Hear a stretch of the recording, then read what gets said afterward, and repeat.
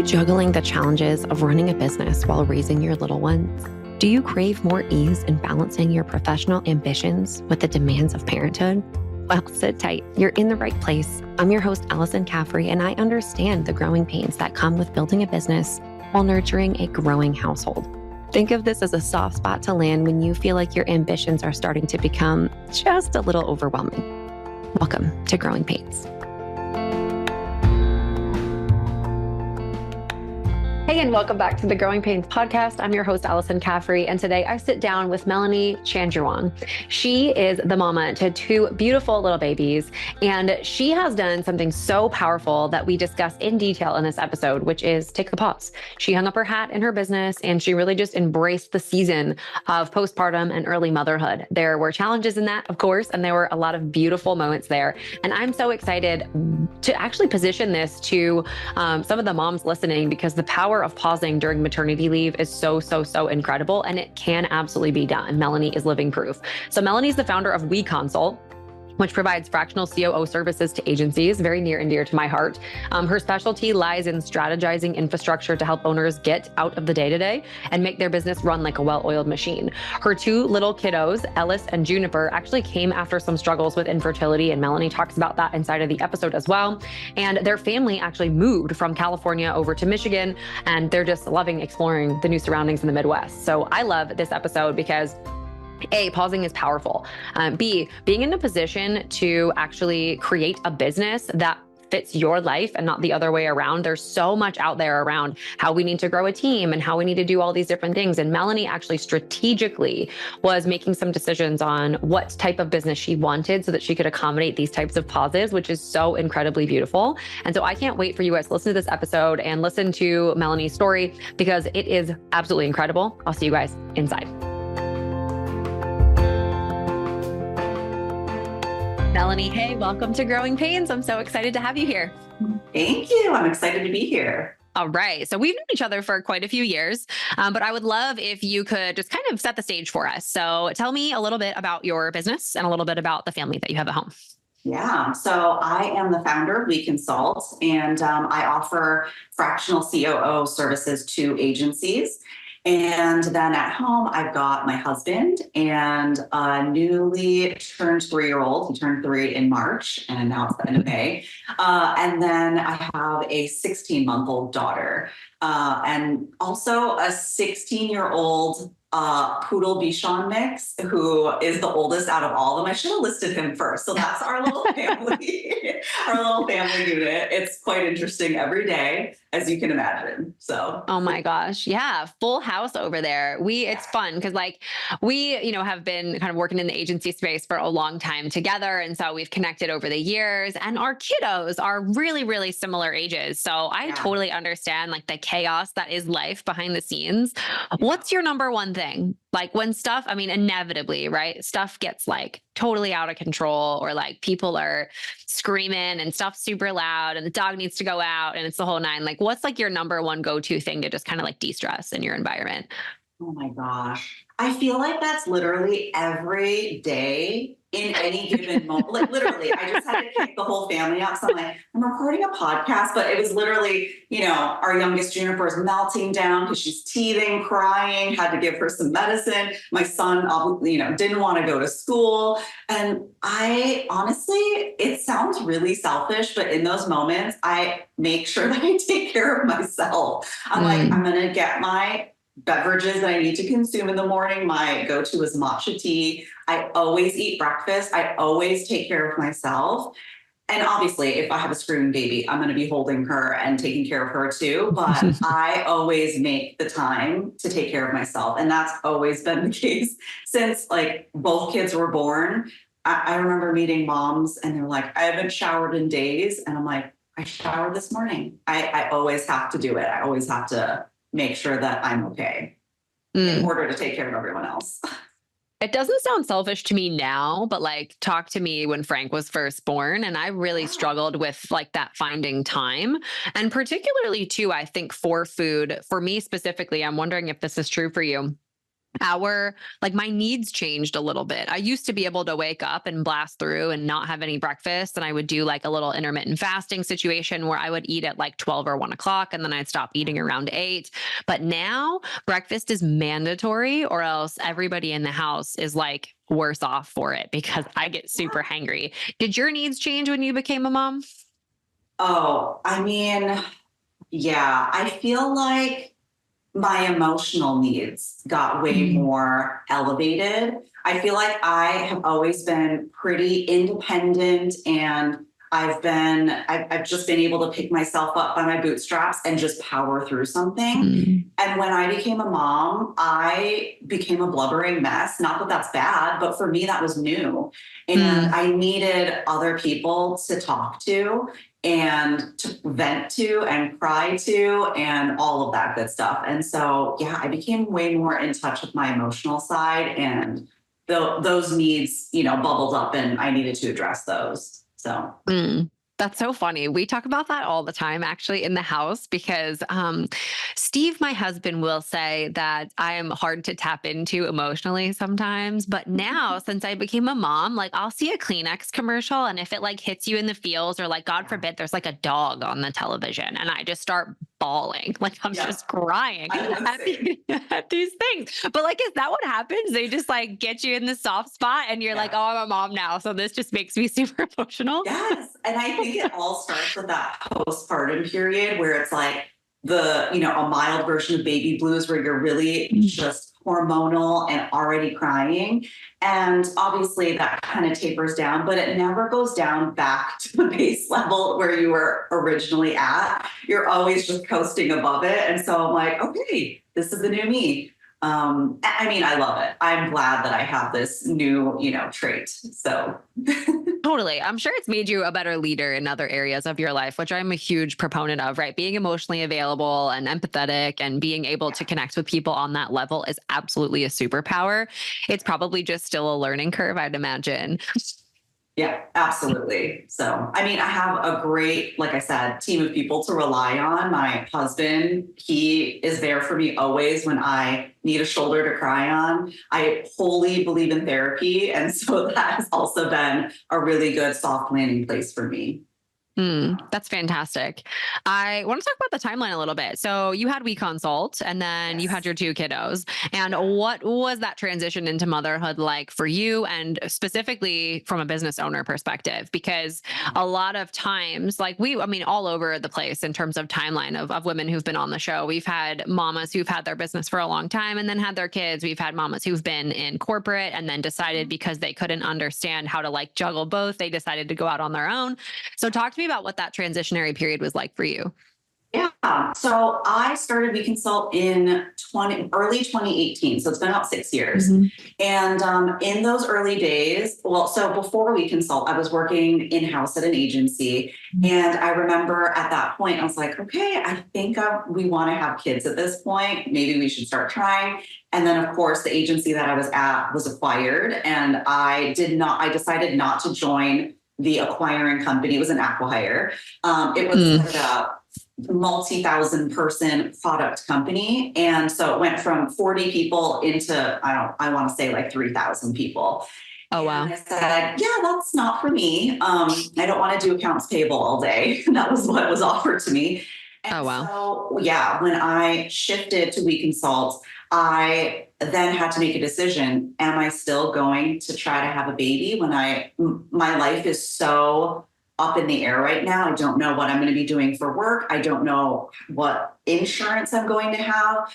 So ultimately, I decided to kind of press pause on starting a family at that point. And then about a year in, I said, you know what? I'm not going to wait forever. I don't have forever. And so when, a year in, start trying to have a family, and it took us a very, very, very long time in my eyes. And we had fertility struggles. We had to go through multiple fertility treatments and surgeries for both of us. And so it was a really, as someone that has always just, if I want something, I just work harder at it. And with this particular piece of my life, I wasn't able to do that. I wasn't able to will myself into being a mom and having a baby. And so I fast forward to 2020, right before the pandemic happened. I got pregnant through IVF. And so I was ecstatic, but I was also extremely sick. I had morning sickness all the way till 22 weeks. And so for me, Wow. I was just, running my business, just kind of trying to maintain things. And when I had Ellis, so I had Ellis in March of 2021.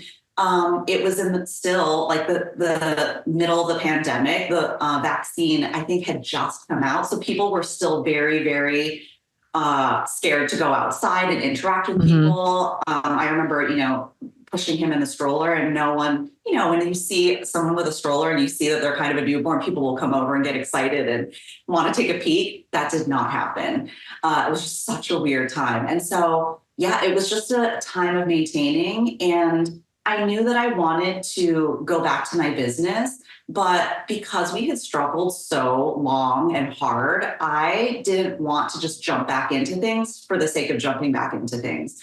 I was able to press pause. I didn't have a team of people to rely on. And so I knew that pressing pause meant I'm not going to be doing any client work. I'm not going to be doing any content marketing for my, company. It's really just I'm going to put it on a shelf and I'm going to come back to it when I feel ready. And my personal goal was I want to take at least 4 to 5 months off.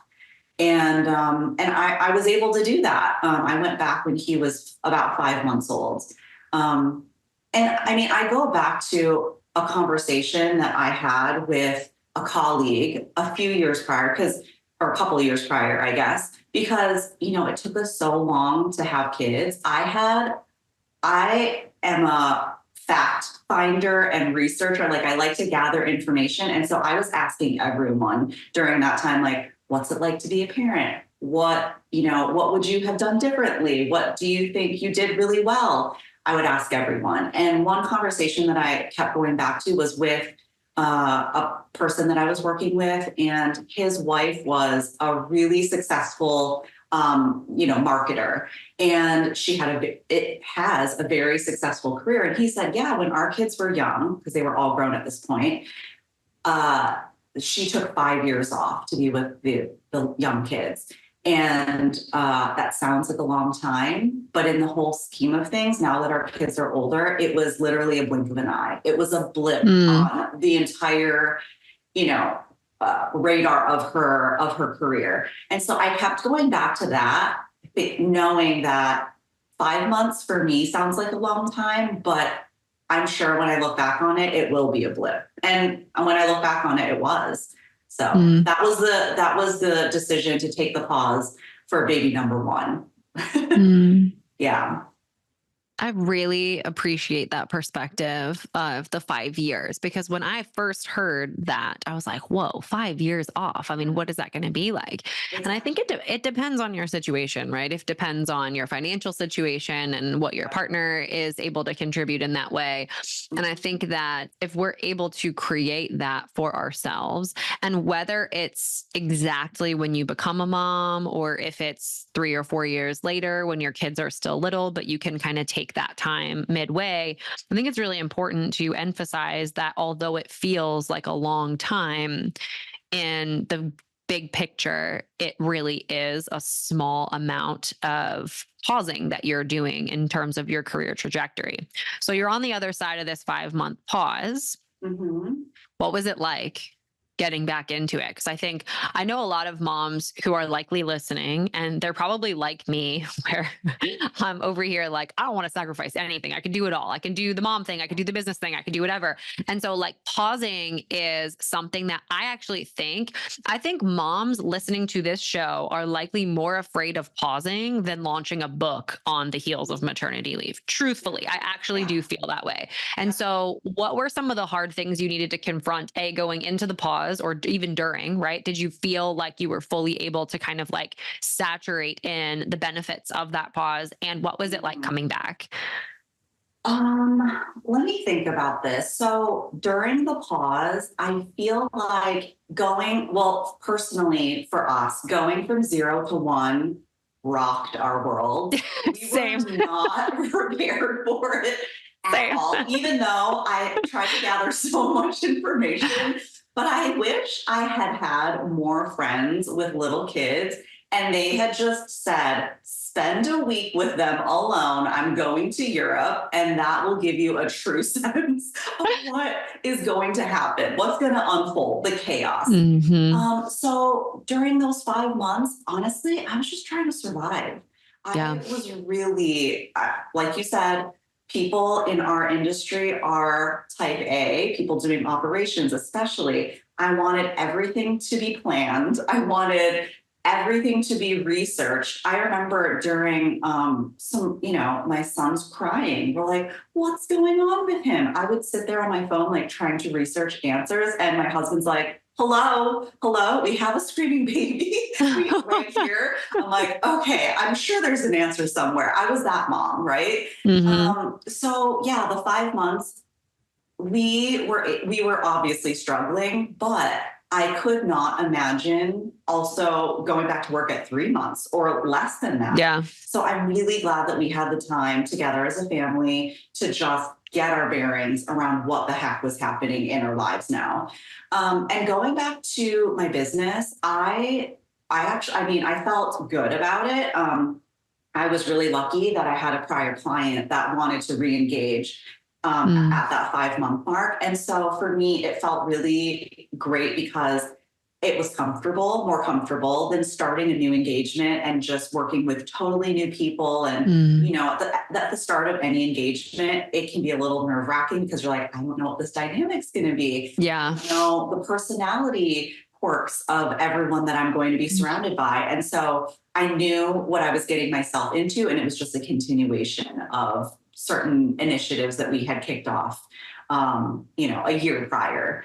So, going back to work, I was excited. What I didn't foresee was the lack of energy and time that I would have to invest in my actual business, because not only are we doing client work, but it's also running the actual business and making sure that, our content is getting out there. We're able to share information and make sure people see us and create visibility around our companies. And that piece I totally let go because I knew I didn't have time for it. There was just not enough hours in the day. And so for me, it was just focusing on the work, my client work, and that was it. That's all I could manage in that time period of coming back.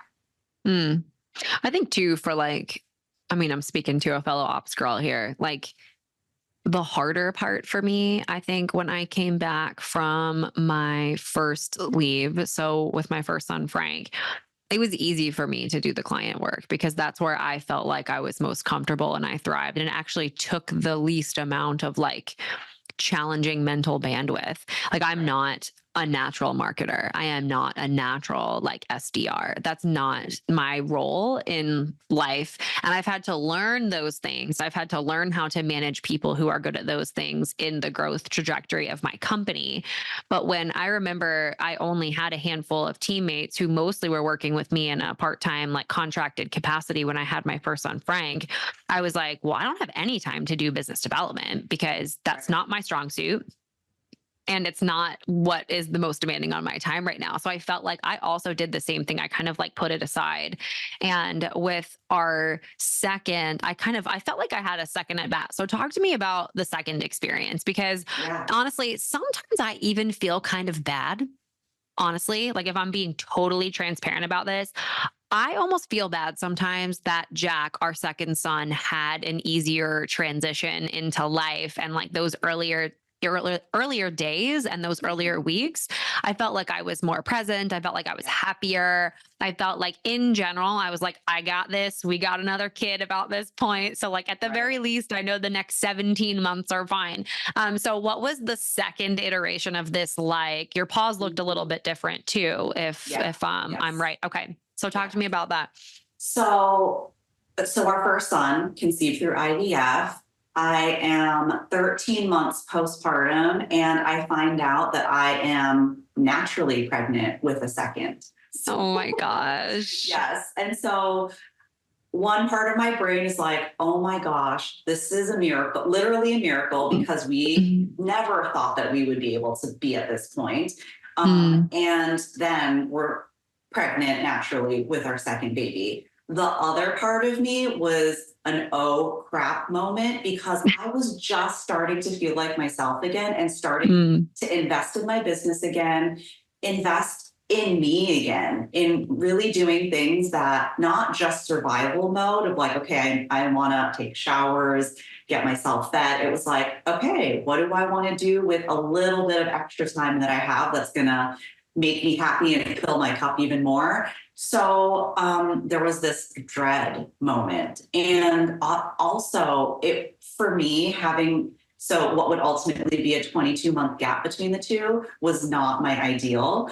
I wish I would have had, or in my mind then, I wanted a bigger age gap. And to be honest, if I had been able to plan it, I don't know if I ever would have had a second, because going through the IVF process emotionally, I knew would have been such a big toll on me. I don't know if I would have ever bit the bullet and said, okay, I'm going to go for it. So I had kind of come to accept that it may not happen. So I'm 13 months postpartum, surprise pregnancy. And I was sick again, this time until 24 months. That's a very long time, 24 weeks. And during this time, so this was when we were in San Diego, and we realized, okay, we have no one here, no family. We live in a rented house. What are we going to do with another baby? We don't have room for another baby. We literally did not have a plan for it. So ultimately we decided to purchase a house in Michigan, which is where I originally grew up. And so then my husband and I both own our own businesses. We're doing client work. We're raising our son. I'm pregnant and sick, and we've purchased a house that we now need to move into across the country. So for me, it was literally just getting through every day, one day at a time, in order to get to the final resting place of being here in Michigan. That was all I could think about was, what do I need to do? What do I need to do? What's the next thing I need to do? So just to kind of paint the backstory behind how we kind of came into this, second pregnancy, and then ultimately had my daughter Juniper in January when I got here on Halloween, and then I had her in January. Oh my gosh. It was a whirlwind. And also after I hit my 24-week mark, I think it was a few weeks after that, they test you for gestational diabetes. And I had gestational diabetes with my second. So I went from sick to still sick, but a different kind of sick that I'm having to navigate. I was diagnosed the week before I was moving. And so I was like, I don't know what to do. So for me, literally just survival and getting to Michigan. And then when we finally got here and then I had the baby, her name's Juniper, I had zero intention or goals to get back to work. I was like, I'm just going to take as much time as I feel like I need to in order to get back on my feet, because that was a lot that we navigated in the last year. So it was less of a really sitting down, intentional decision. And it was more of a primal need decision of I need to take this break or else I'm going to crash and burn, because there's no way that I can handle everything that just happened and also get back into my business. So that was, which I ultimately with her took a year off. It was a full year, which there were times during that year that I really freaked out about, oh my gosh, I've left my business to just kind of crumble and waste away on a shelf.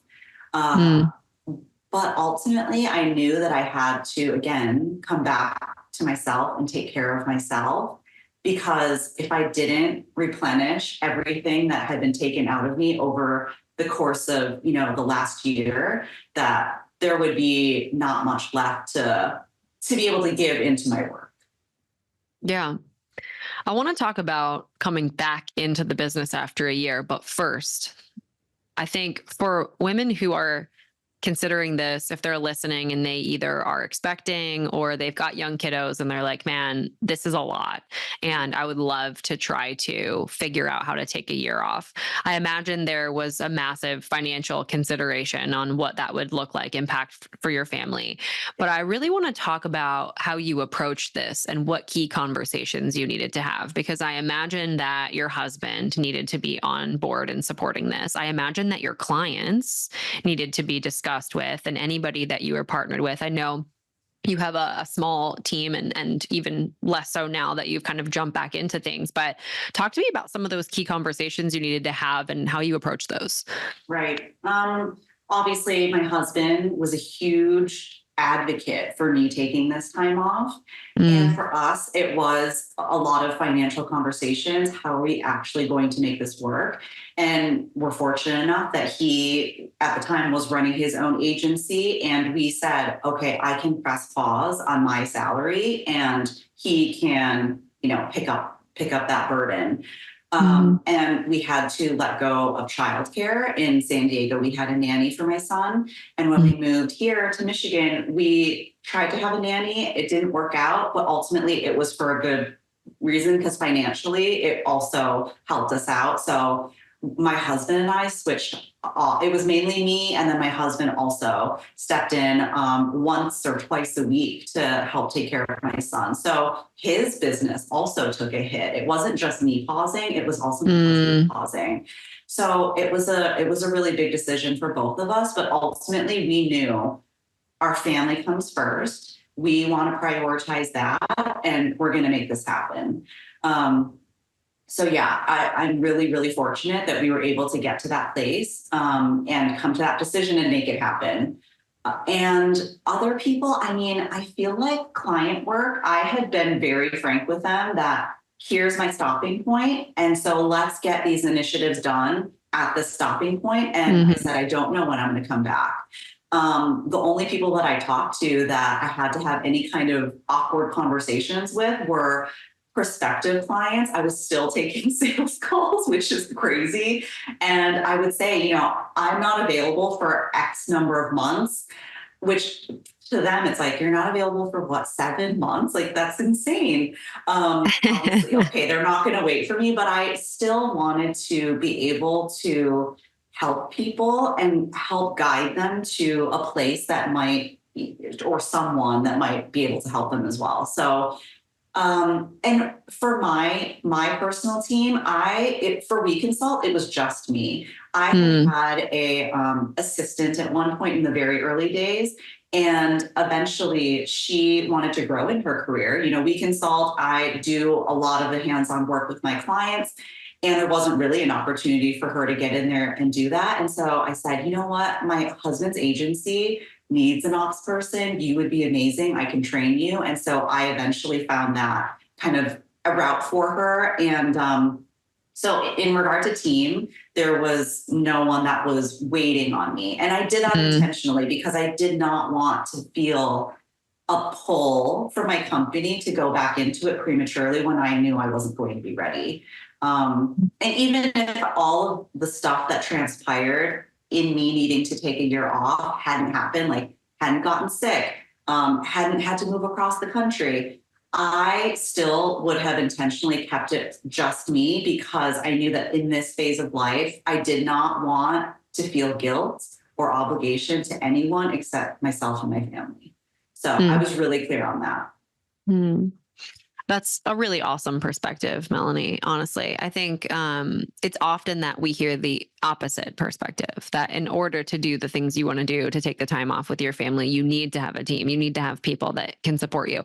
And I think that that's a good perspective, because I do feel that way as well, especially through growth seasons of the business. And as we've amassed more people who are incredible, who serve our clients, that there's this there's a pressure, right? There's a pressure to grow. There's a pressure to make sure that you're getting people the right things at the right times. And it does take a little bit of a toll.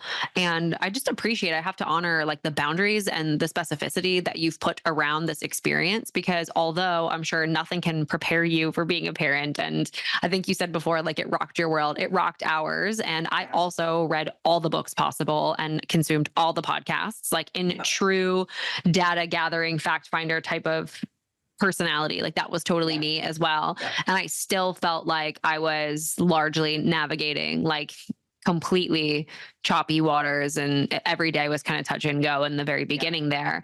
So I'm glad that you've put some of those boundaries around, because I think it probably helped that experience go really, really well. So talk to me about coming back. Yeah. What's it been like? So, in the year that I had taken off, like I said, worried about my business. Oh my gosh, it's been this many months. Now it's been this many months. And when Juniper turned a year old, I said, you know what? I feel mentally ready to get back into work.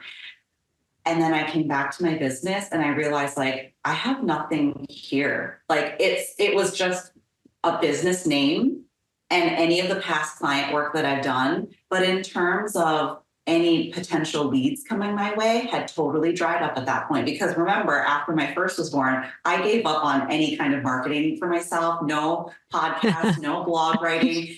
And so it had all dried up. And so I'm like, oh my God, I'm starting from zero. I am starting from scratch. And it's been over a year since I've used my strategic work brain to work on any of this. I mean, I cried a lot. And I remember posting on LinkedIn, because I had deleted LinkedIn from my phone because it was too painful to even get on LinkedIn to see what everyone else was doing. I'm like, okay, I remember, other consultants had started their careers around the same time. Now they have a book coming out, and it was just too painful because there was this constant comparison of where am I at and where are they at, which obviously is not healthy. But when you're looking at your surroundings, it was for me natural to gravitate to like, okay, where is everyone else at? So extremely painful. I finally re-downloaded LinkedIn, and because I tried one post, I was like, okay, I'm just going to put out some post about WeConsult, not like I'm back, but just here's some important content that I believe in. And I felt like such a fraud. I'm like, I can't just turn this back on and pretend like nothing happened. And so I posted and I basically poured my heart out and said, I deleted LinkedIn because it was so painful over this last year to even think about my career. And for me, in that post, I talked about, how hard it is to be a parent who is heavily invested in their career and heavily invested in their family, or spending actual time with their family. And so that kind of freed me up to not have to pretend that I was just putting on this facade of I'm back again, or not even back. I never left, and here's my business. And so that for me was really important to just shed some light on like, this is not easy. And I am really struggling here. And I'm just going to build my business back up just one brick at a time and see where it goes. And the response was so positive and just motivating. People were like, I'm so glad you said this. And from there on, like I said, I like to gather information. And so I then took it as my personal project to just figure out the lay of the land, having conversations with other consultants and coaches and people that service our industry. And when I started having these conversations, I had the biggest feeling of imposter syndrome. I'm like, I do not know what I'm doing. I don't know if I ever knew what I was doing, because I think I hadn't thought about any of the concepts in a while, or any of the really strong beliefs I have about business and running an agency I hadn't tapped into in a while. And a year doesn't sound like that much, but when you're in the thick of postpartum, it's like 5 years. It feels so much longer that when you're turning that part of your brain off, to turn it back on is so much harder than, where it feels like it's just a year. So tons of imposter syndrome going into these conversations. And so I use those conversations as an opportunity to just learn as much as possible. I'm like, what do I need to know about the industry and what you're doing and how you're servicing your clients so that I can be better at what I do? And I would share, here is what my services look like. How would you tweak them? What do you think about it? And so I just gathered as much information as possible. And that's what I've been doing for the last few months. Because now, like I said, end of May, that was in January. So it's been about 5 months now of me just working on my business and having all those great conversations. It's interesting. A lot of, there's a couple of like mastermind and coaching groups that I've been a part of particularly, and they ask this question that you've kind of been gifted in the experience of pressing pause for a year. Is there like, if you had to do it all over again, what would you do differently? Or if you had to start from scratch, what would you do, to build your business today? And I think there's probably a lot of things, right? That as you grow a company and again, amass a team, amass clients and all the things, you would do things natively differently, or different things about running a company for 6 years versus when you first started in year one, right? There's just stuff you need to learn. And so I think that to me, like an outsider looking in, and I know it's super duper tough to basically press pause for a year and then be in a position to, go out and hunt for new business or try and figure out what your marketplace positioning is or kick up a content engine again. Like that's so much. And we connected on that LinkedIn post that you made. That's how we got reconnected, because I saw your heart in that post and I was like, oh my gosh, yes. Like this is what I went through. This is what a lot of our listeners here on Growing Pains are going through. So I think there's an immense power in what you have kind of quote unquote starting over, right? Like you still have an idea, you still have these passions and things. And I actually believe, I wonder if you've experienced this too, that fundamentally being a different person now that you are a mom, I do think that you have a different perspective to offer your business, your clients, your frameworks, your concepts. Have you been feeling like, as you've been pouring into this strategically, that things have felt like more clear to you? Or are they feeling like, I don't know, like you're almost coming at it from a different brain? Yeah, I think so. I mean, I know so. I think early on in my career and even in my consulting career, I have always been a huge advocate for the people on the teams. I have been on those teams and felt like I didn't have a seat at the table, and I didn't have good managers. I didn't have any mentors. And so I was always just rooting for the team. What can I put in place to make the experience of working at this agency the best for them so they can do their best work?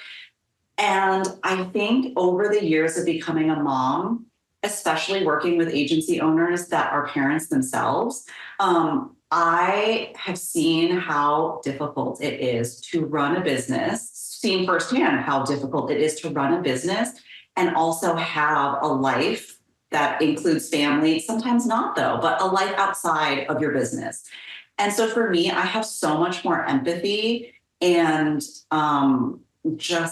I don't know, a fire in me to get the owners out of the day-to-day because they're stuck in it and they can't get out of it so that they can actually focus on growing their business, and also giving them more time to spend with family or spending time doing whatever their passions are outside of work.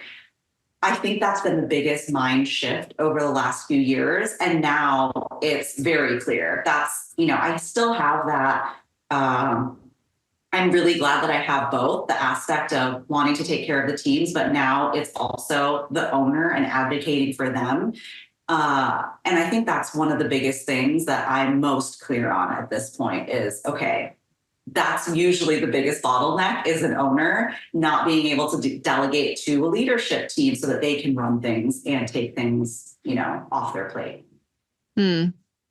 Yeah, you and I are very much cut from the same cloth on that one. I think that honestly, it's so challenging. I was writing an email to our list the other day. A person I mentor actually went to one of my clients and was like, hey, I can do this work for you. And I was like, interesting. Didn't expect that from the person that I mentor. We have a really great working relationship. And the client told me immediately, he was like, hey, listen, just so you know, like, this is what happened. And I was like, oh, okay. So I started thinking about it and I'm like, there are not enough operations people to possibly in the world support all of the founders that need help. Like, truly, there are not. And I really, really do believe that so much of what we do as operational support people is not utilized enough by folks who are growing companies. I really do believe that. I think sometimes they have blinders on. Sometimes they're very, very aware of the fact that they have basically been burning the candle at both ends in the middle, and that they're stuck in the weeds of their company, or they're doing something that's not their natural gifting or skill set or something of that nature. But I really do believe that people like us, Melanie, complement business owners so well, in the sense that we are like that natural speed bump, right? We're like, hang on one second, let's save you from you, and let's like ratchet that back a second. So what are you excited about? I want to land this a little bit and give some folks some excitement, what to follow you around and what's exciting about next steps here. Yeah, I mean, I'm getting back into client work. And so that for me is really exciting. And it's been a blessing in disguise that I did take the pause and I came back with this imposter syndrome and had all these conversations and have been kind of just immersing myself in knowledge. I feel way more confident in what I offer in my services than I ever have before. And it took time to get there. I mean, when I came back, I literally was like, maybe I should just do some pro bono work for free. And now I'm at a point where I'm like, I'm going to charge more than I ever have, because I know that in terms of skill and what I offer, it's worth it. So I'm going to get back into client work, going to get back into, writing content to share with people, so that if they can't work with me, then they can at least get some useful information to help them implement it themselves within their own agencies. And honestly, here in Michigan, it's summer and the kids haven't been sick in a few weeks. And so it's really just spending time outside and exploring this, new environment that we're in with the family. So lots of exciting stuff on the horizon. And yeah, I just feel really grateful to have made it through that big, really painful, hump in my career. So that's amazing. I'm so excited for you, Melanie. I am so excited to follow along. Where can moms who are listening follow along with your journey and see, all the things that you're up to? Yeah. So I post on LinkedIn. So if they want to find me on LinkedIn, I'm there. And on my website, it's WeConsult.io. They can find me there and my content there. And, anyone that wants to reach out, they can always email me. I'm always available, especially to fellow women that are in this space, and also moms. I'm all ears for them. So yeah. Amazing. Thank you so much for joining me today. I appreciate everything that you've shared, and I will link up all the things and ways to get connected with you in the show notes. Thank you so much again. Amazing. Yeah. Thanks for having me. Thank you so much for tuning into today's episode of Growing Pains. I know that you have so many things vying for your attention right now, so I am so grateful that you just spent the last hour or so with me. So I hear all the time from mompreneurs, Allie, what systems do I need to have in place in order to thrive in business and in parenthood? If you go over to AlysonCaffrey.com/checklist, you can grab my kid-proof business checklist, and it will get you started in the right direction around making sure that you build a business that doesn't steal all of the time away from your family. If you loved today's episode, I would be so honored if you would leave a review on the podcast. It helps us reach even more incredible mompreneurs just like you and give them the resources they need to be wildly successful in business and wildly present at home with their families. Thanks so much again, and I'll see you next time.